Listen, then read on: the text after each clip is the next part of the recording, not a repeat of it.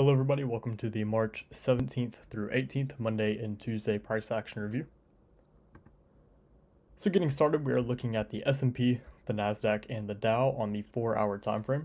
And as you all can see, our analysis played out to a T. So we wanted to see this high get ran on all of the assets, and we wanted to see specifically the NASDAQ deliver first, which is exactly what we got.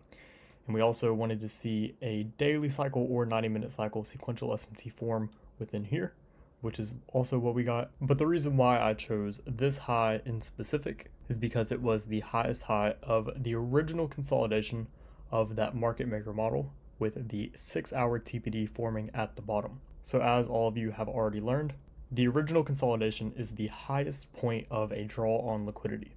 If you have a reversal TPD and you can correctly identify the original consolidation, then that is most likely where price is likely to go before reversing or retracing, because we gave our analysis right here.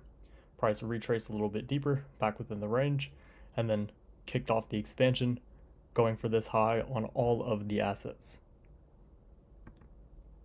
Now going a little bit deeper, looking at the 15-minute time frame with the S&P on the left and the NASDAQ on the right, as you all can see, we have that daily cycle sequential SMT that formed and then kicked off an expansion. And once this expansion kicked off, the NASDAQ in specific traded into that high, which is what we wanted to see, and the S&P fell just short of it right here and then retraced back within the range.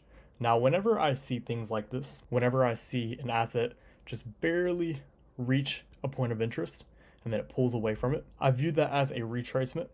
And whenever it retraces in specific and forms a lower time frame sequential SMT, as you can see right here on the 90-minute cycles, I view that as price priming to trade and completely blow through that high one more time on the asset that actually traded into that higher time frame point of interest, and for the asset that barely reached into it to blow through that short-term high that was created, as well as the point of interest, especially if one asset is trading inside of a gap while the other asset creates the stop run. But now going back to the 4-hour time frame, once we reached our point of interest or draw on liquidity, which was this high, we formed a 4-hour TPD between the S&P and the NASDAQ. Now, as stated in the previous live stream, I said depending on how we close, once we trade into this high, that will tell us whether or not we will fall back within the range or aggressively continue expanding. So since we formed that TPD, that is indicative of falling back within the range. Now, how do you know to actually trust a TPD? What makes a TPD high probability?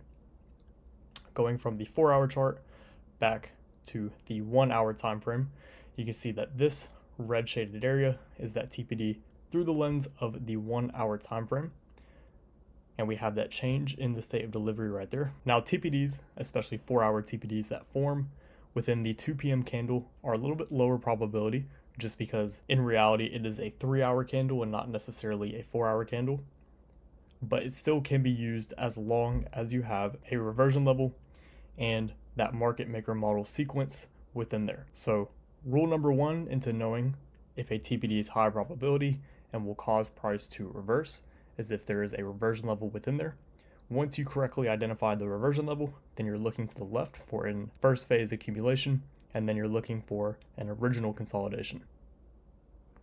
So as you can see on the NASDAQ, again, that original consolidation, price trades higher, trading into that higher time frame point of interest, retraces, with this being the first phase accumulation, price runs higher one more time, running above this high, forms that TPD, this being the reversion level.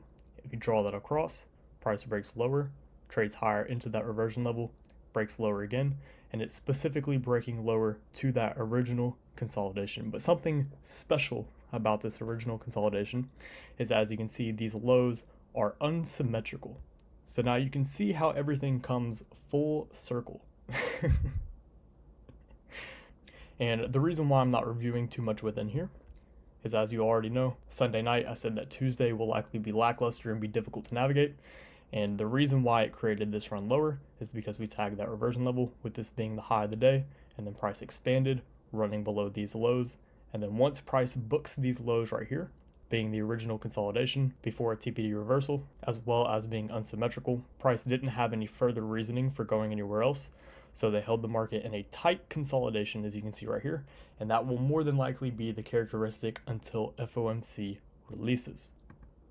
Now, as far as where I think price is likely to go from here, we do have a weekly cycle sequential SMT right here, which we just looked at, but we are trading within the middle of the range. If we were to take this high and this low, we would technically be within the middle of the range. So I consider this low probability, and I don't want to try to play guessing games or try to trade ahead of FOMC, but gun to my head, I believe we could deliver higher just because of this. But then again, FOMC could easily come and just run out these unsymmetrical lows down here.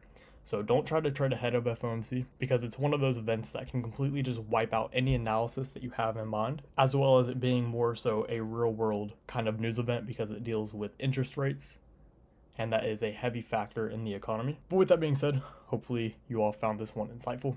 I will speak with you all again in tomorrow's live stream. Good luck and good trading.